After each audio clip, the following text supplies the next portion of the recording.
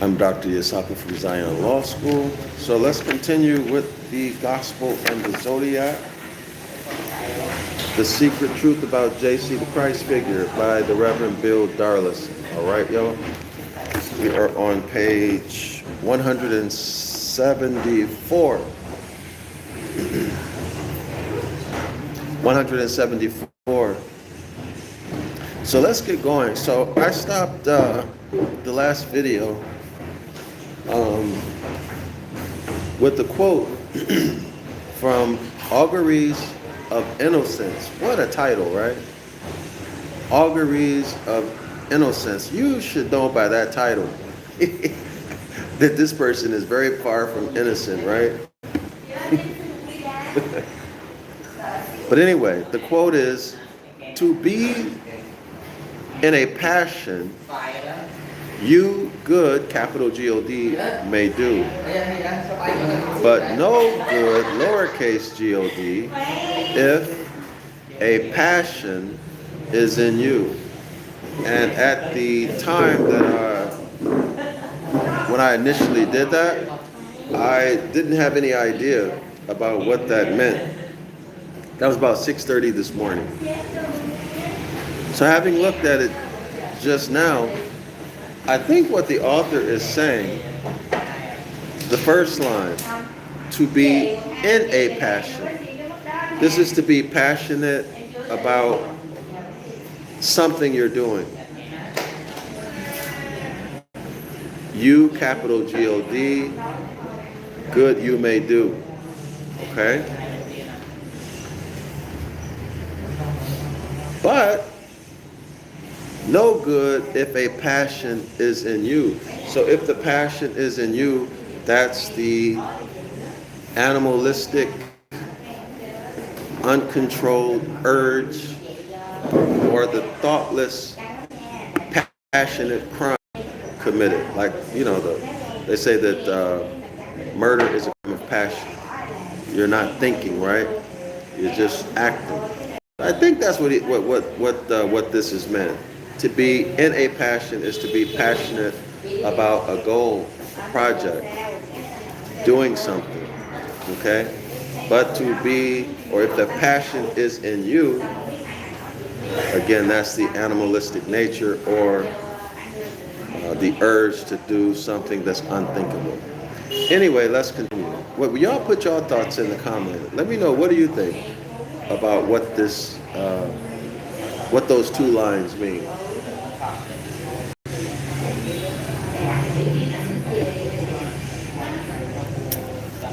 Auguries of innocence. What do you think that means? You can share it with me. Because this is not my thing, y'all. It's not my thing. All right. Let's continue. The cursing of the fig tree. This should be interesting, right? This should be very interesting. The cursing of the fig tree and the cleansing of the temple. Dome SM515 writes, "Hi, Shalom and Islam. Good to see you here." This should be very interesting, I hope. Now, the cursing of the fig tree and the cleaning of the temple. Now, in the Devil's Pulpit, the author, Robert Taylor, the Reverend Robert Taylor, okay, DMS 515, right, Des Moines, Iowa here. All right, good to have you here from Des Moines, Iowa. Wow. All right. The Reverend Robert Taylor says that the cleansing of the temple shows the bad morals and the hypocrisy expressed in the Gospels, and particularly J.C. the Christ figure. Point one. He says that J.C. beat the money changers with a belt or a whip, right, for changing money in the temple. However, he did nothing to those people who wanted to terminate him. The Romans who wanted to terminate him for no reason. In fact, he allegedly allowed himself to be terminated on a stake or on a cross. So according to the author of The Devil's Pulpit, he said that's hypocrisy, right? So why do you give the low people, the common everyday people, the money changers, why do you give them a beating?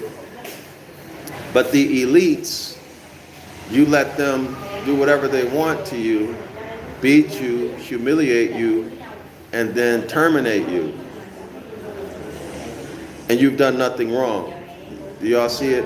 But anyway, if you want to learn more about that, go check out the Devil's Pulpit. Okay? So he says that's hypocrisy. Okay? JC's hypocrisy and the bad morals. The bad morals in the Gospels. In other words, you let the elites run over you, do whatever they want to you, even terminate you, even expire you, although you've done nothing wrong. You submit to the elites, but you beat with a whip the common people. All right? Okay? Just very interesting. So let's see how this author develops this. Where is he going with it? So let's begin, page 174. After visiting the temple, JC leaves the city and spends the night in Bethany. He returns in the morning and, being hungry, looks for some fruit on a leafy fig tree. Finding none, JC curses the tree with the words, quote, "Let no one eat fruit from you ever again," end quote. That's Mark 11:13. This seems almost spiteful. Verse 13. Later in the text, however, we learn the real significance of JC's action. There's a footnote, so let's go to the footnote. The footnote reads as follows. As with the story of Jairus' daughter and the woman with the flow of blood, in the Gemini section, this story of the fig tree is told in two parts, appropriate for the bicorporal Sagittarius. Okay, so let's see how this is going to develop.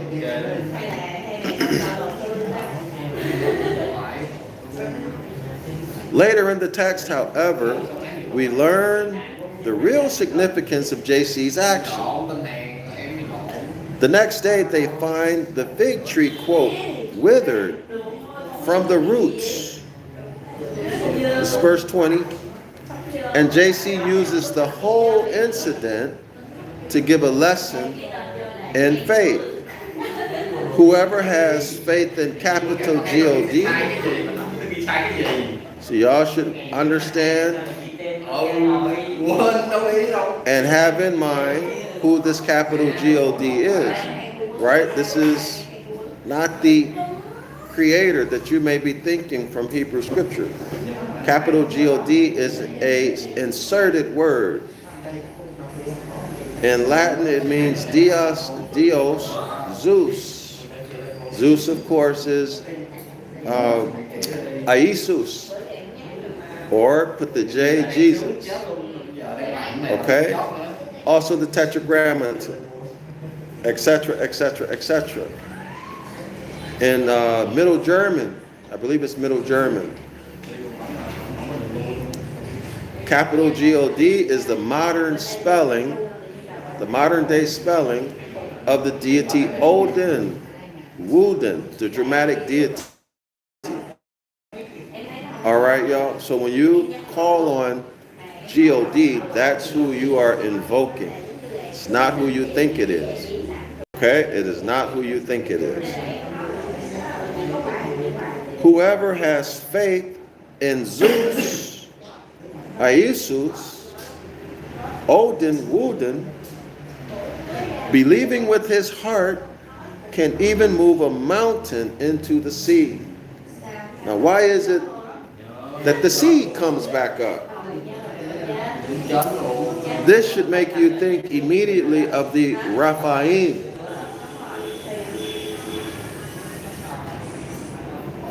The law of the sea. Maritime law. Move a mountain into the sea. Now, by the way, I just had a thought. You know when the sun comes up in the morning, right? The sun comes up over the horizon. So let's say this is the sun. Okay, this is the sea, right? So here it is. Let me put it like that. Okay? So it's dark out.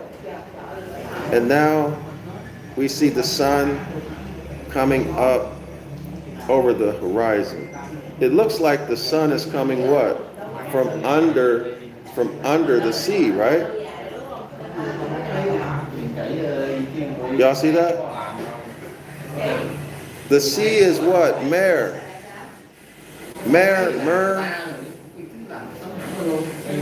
Okay, JC is what? Born from Mary.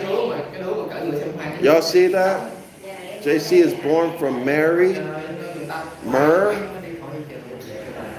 Born from the sea. Y'all go back and look at the etymological meanings of myrrh. All right, Mary. I wish I had my book. I can give them all to you. Okay, but Mary is the mistress of the sea. JC in the morning rises out of the sea. JC is what? Born from Mary. Born from the sea. Reference to the Raphaim. Who lives in the sea? Who lives underneath the sea? Well, go back and look up the meaning of Raphaim. Right? When the Nephilim expire or when the Raphaim expire, they go to where? They go to the place, the land of the dead underneath the sea. Y'all got that? So what else do we get? We get the mermaid. We get Oannes, half man, half fish. Y'all see these? Okay. Right here in the words themselves. But anyway, let's continue. Whoever has faith in Zeus, Isus, let's extend it. Let's extend the knowledge. The Raphaim, Oannes, the Dogon. This is the reference to the Catholic fish head hat, right? The bishops wear it. The cardinals wear the mitre. I'm talking about the Catholic mitre. The Pope wears the mitre. The cardinal wears the mitre. I believe the bishops wear the mitre. There's a philosophy or religion in Southeast Asia where they wear a mitre, but it's smaller. Isn't that interesting? Theirs is smaller. Still high, but it's thin. Whereas the Catholic one is big. Isn't that interesting? Big as in who's in control? Who's the big fish? Who's the big fish? Right? And then smaller in Southeast Asia. And then there is a Hebrew Israelite group that wears a mitre that only goes here. In the top of their head, you can see it. So they're the small fish, but still, they call it a mitre. The Catholic Church calls it a mitre. Same spelling. All right, same spelling. But let's continue. Whoever has faith in capital G-O-D, believing with his whole heart, can even move a mountain into the sea, verse 23. All right, so you give up your birthright in exchange for Christianity or any of the other religions. You can move a mountain into the sea. Hyperbole, of course, but a saying of great importance because it illustrates the power of the human. You should immediately think Han Uman. Genesis chapter 1, created creature. In or distinct or in contradistinction from Genesis chapter 2, man or woman. Okay? Illustrates the power of Han Uman, the created creature, half man, half monkey, the power of the human mind to achieve even seemingly impossible goals. When we pray, we must believe that we already have what we are praying for, and it will be ours. Now, again, so scholars, here you see the success and achievement literature, right? You must believe first. So all of the techniques, all of the actions that we take in success and achievement, or that are recommended or espoused in the success and achievement literature, these are all to get you to the point of belief, as I discussed a few videos ago. It's to get you to the point of belief. Once you believe, then your creative faculty of the mind does what?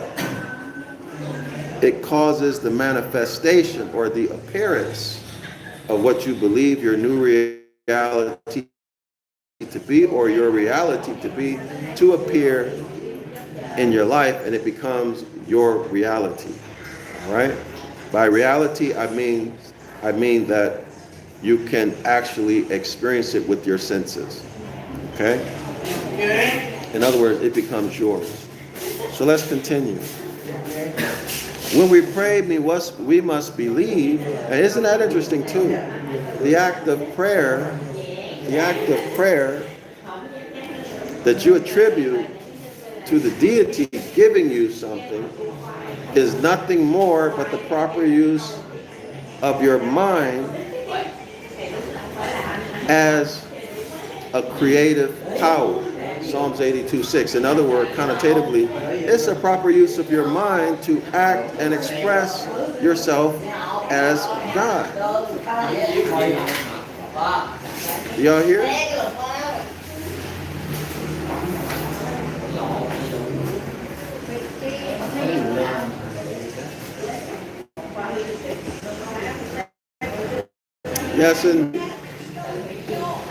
Yes, indeed. So prayer is visualization, talking, and feeling. But most of you all are doing it to an external deity. Okay? Worry is nothing but prayer in reverse. You all understand what I'm saying? Worry is prayer in reverse. It's imagining the worst outcome, seeing the worst outcome, feeling the feelings that you'll feel when that worst outcome happens, listening to the voice, the words going on in your head, and then boom, the worst thing you could imagine actually happens. Why? Because you attracted it to you.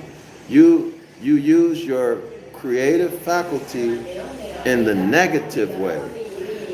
Y'all understand why there's so much effort to keep you exposed to negative media, negative news, negative videos, to destroy your self-esteem and self-image in the school system, in your workplace, is to make you fail, to make you pray in reverse, to imagine the worst outcome, to feel it, to hear the words, to feel the feelings. All of a sudden, you're producing nothing but negative things you don't want. Whereas prayer, you're thinking about what you want, right? Feeling it. But most of y'all are begging, so you don't get anything out of prayer, right? And negotiating, bargaining. You're bargaining, right? With the deity.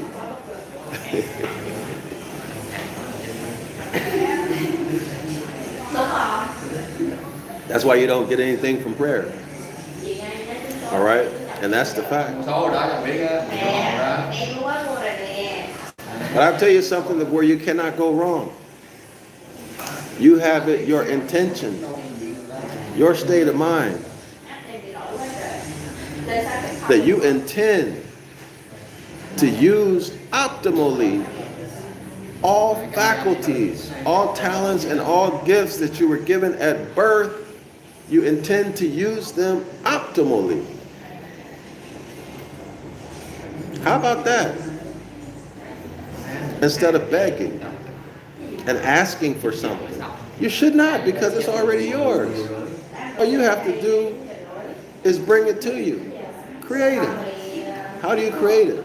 You create it by using the mental faculties that you're given at birth. Use them optimally. Period. Y'all try it. Try it. See, activate the creative faculty, your Psalms 82:6. Activate that. Because you are the power. How will you ever know if you don't start using it? See, power is one thing, but it's nothing if you never use it. It's potential power. But when your intent becomes to use all of the power, resources, mental faculties, psychological faculties that you were given at birth, you're going to use them optimally, consistently, frequently. Then you will manifest. You don't need to beg an external deity. Right? Why? Because you are the power. And you need to take that role and work with it. Okay? Accept responsibility that all of the situations,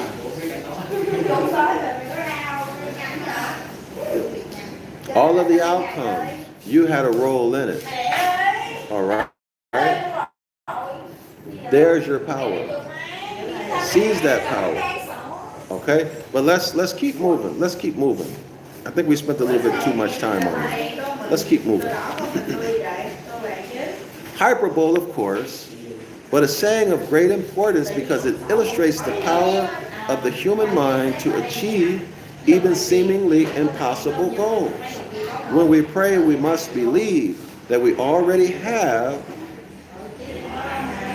what we are praying for, and it will be ours. Okay, so in other words, you have to see yourself already in the possession of what you want and to feel it, because the juice, y'all, the juice is the feeling. Okay, it's not the visualization, it's the feeling. So you get that success feeling, boom. Okay, you can imagine and see things all day till the cows come home. And really nothing's going to happen. You need the feeling. Your emotion is the power. Y'all ever, now in my time when I was young, they used to say that we autochthonous people were too emotional. And I remember in the religion that I was in, the hybrids would say, oh, you know, you all are too emotional. But when I got wiser and learned, I began to realize that, you know, by us trying to turn off the emotion, we actually turned off our success power. Because again, the power is in the success feeling, in the emotion. And whatever you fear is going to come on you. Equally likely, whatever you are excited about is going to come on you. Okay, y'all? When you are living in harmony with natural law, the success will come. See, when you're living in harmony with natural law, you're following the Most High's instructions. It changes your mindset. And that change of mindset causes a change in your situation. Gives you peace. Gives you confidence. Brings you into the blessings. Anyway, let's continue.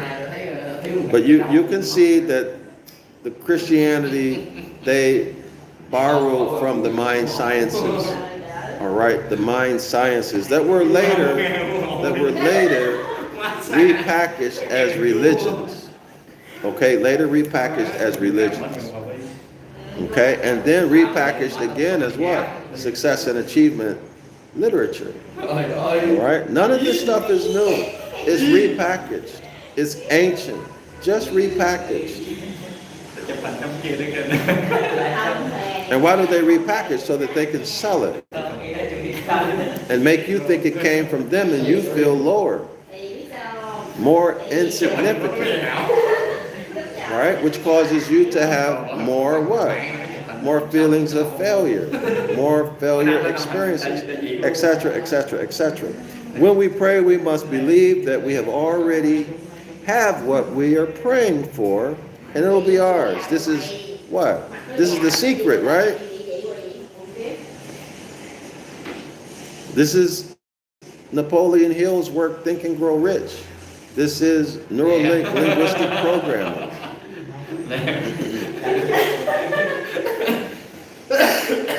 This is much more than quote-unquote positive thinking.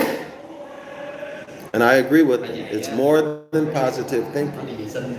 It is what Dane Rutger on page 77 calls, quote, creative visualization. Y'all see that?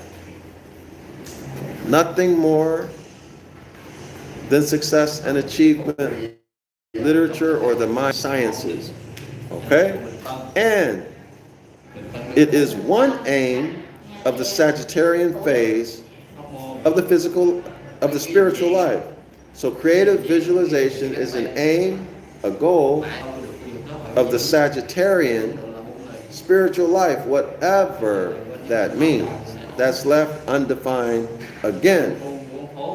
So do I need to say again why they're leaving these terms broad and undefined, ambiguous? Well, it's where you can start to imagine. Transport your story into their doctrine. Or transport yourself into their doctrine. And now you have propagandized your own mind. You have indoctrinated yourself. They gave you the spell, but you're the one who drank the Kool-Aid. Why? Because you don't know no better. Nobody ever told you any better, right? This is all you know. But that's not the case anymore, right? Right, scholars? You're being liberated mentally right now. And I'm demonstrating how to break these spells that you're under. Okay? So the spell has been cast on you, most of us from birth. And I'm demonstrating how to break those spells. This is much more than positive thinking. It is what Dan Rutger calls creative visualization, and it is one aim of the Sagittarian phase of spiritual life. What is that spiritual life? Actually, they have referenced sacrifice and suffering as a spiritual life. Okay? So they're saying add creative visualization into the bag so that you can use creative visualization to achieve spiritual goals. Take note, scholars, that these spiritual goals are those activities that would advance the church, that would advance the camp, get them more members, get them more visibility, right? Get them more members, get them more visibility. That's the spiritual goal, right? Because why? Because you're seeking spiritual rewards in heaven. That has nothing to do with you and your lifestyle, you and the quality of your life. All right? So they're telling you how to use the mind sciences, how to use your energy, your power to their benefit, not yours, to their benefit. Okay? Now why is that? Because you're chattel. when you're in religion, you're out of your proper status. You're a chattel. You're a human or a resource. All right? You're out of status. You have no rights. You have no right to nothing, anything. Why? Because you're not in your proper status. You have agreed to be under the jurisdiction, knowingly or unknowingly, of the Dogon.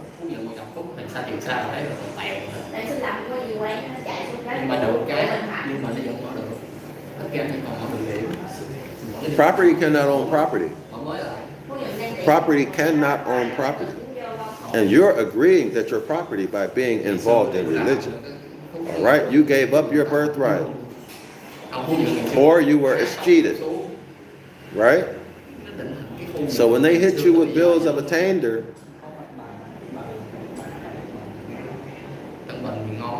well, you're at their mercy until you return to the Most High, i.e., start following natural law, i.e., Exodus chapter 20, verse 12. You start living your life the same way that your ancient foremothers and forefathers lived their lives. Follow those same principles, customs, and traditions. All right? Let's continue. And that we reference back to what? Following the Most High's commandments, right? Period. Following the instructions. The commandments are the instructions, the terms of the contract, Deuteronomy 28, etc., etc., etc., okay? This is what I'm talking about. Tangible rewards and punishments versus in religion, you get a big bag of nothing. And you suffer and serve. So you decide what you want. Suffer and serve and use your Psalms 82.6 creative faculty, your quote-unquote godship, to the benefit of the corporate church and the preacher. If they kick you out, or if you wake up or whatever, when it's time to go, you walk away empty-handed. And if you try to wake other people up or share what you know, they're going to disgrace you. Or if they think you're going to say something, they will disgrace you and ostracize you, like a disfellowshipping. Or a, what's the other word that they use in Catholicism? Excommunication. Turn your whole social network and family against you. All your kin folks against you. All right, so there you are. With nothing. Nothing. Its object is not to attract material success to our lives. Yeah, I told y'all. You're not using your creative visualization to attract material success into your life, which is in contradiction to the contract. You're supposed to want, desire, and have and attract extreme material wealth. According to the contract. That's your reward. Deuteronomy 28, 1 through 14. So you're being robbed. Y'all see how Christianity is robbing you of your birthright? And putting you in a failure and curses mentality so that you become what? Automatically engaging in thought and behavior that will get you punished by nature. Okay? In other words, your mindset and behavior is dishonorable and out of harmony with nature, so therefore the law of cause and effect will fall squarely on your head.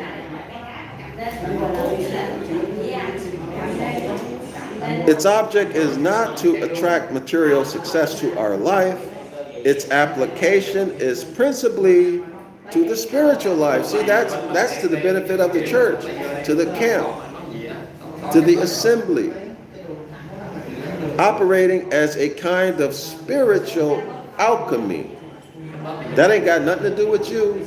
All you're going to get is a big bag of nothing that they're calling spiritual riches in heaven that you cannot access until you expire, by which the vague outlines of our aspirations are transformed by prayer, meditation, and spiritual exercise into solid reality. I don't know about y'all, but I did some 3.5 decades in religion, somewhere around there. I don't know the exact number. And it's all BS. And everybody I know from all my years, same situation, all BS. This stuff doesn't work in the practical world. That was one of my biggest discoveries, that the ideals taught in the New Testament are nothing more than ideals. They don't work in real life. You don't believe me? Take a look at religion. How about that? Just take a look at religion. Look at the fruit of religion. They talk all of that stuff, but look at its fruitage.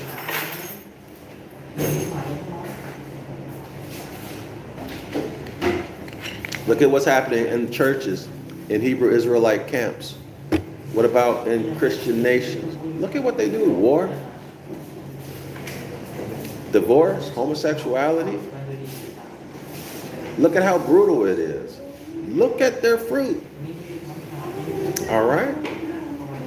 I don't want to go into all of it because I think everybody knows it well enough.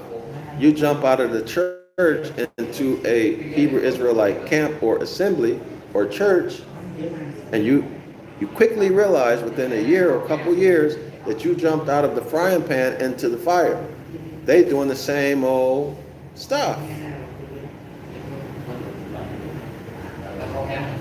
It ain't none but choice. All right? Because y'all worshiping the same deity, or Raphaim, Dogon. All right? But anyway, let's continue. However, let me check the time, y'all. Oh, I gotta bounce.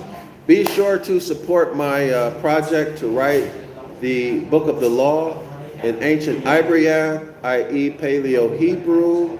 I'm going to add back natural law, cosmology slash astrology. We're talking science, not hocus pocus, all of that stuff, okay? I'm going to remove the deceit, the lies, the deception, okay? And the finished product will be what our ancestors read in those manuscripts, okay, in the book of the law, all right?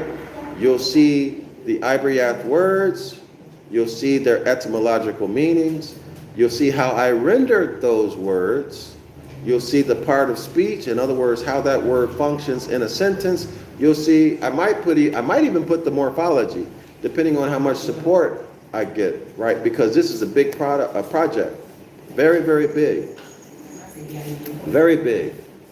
All right, so if the support is there, I'll even put the morphology of each word. All right, so that when you read it, everything is clear in modern English, easy to read. It'll have footnotes. I'm inviting anyone who has any knowledge of this topic to contribute in the footnotes. That is to say that if they disagree with how I render, or if they want to add additional meanings in terms of etymology, right?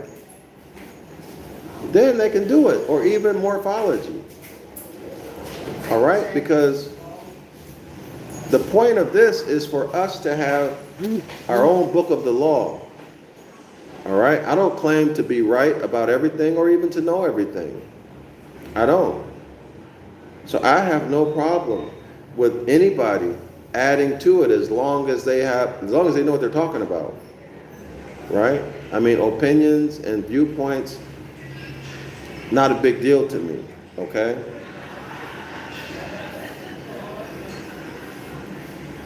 So the more footnotes that we have, the better. Gives you more to think about.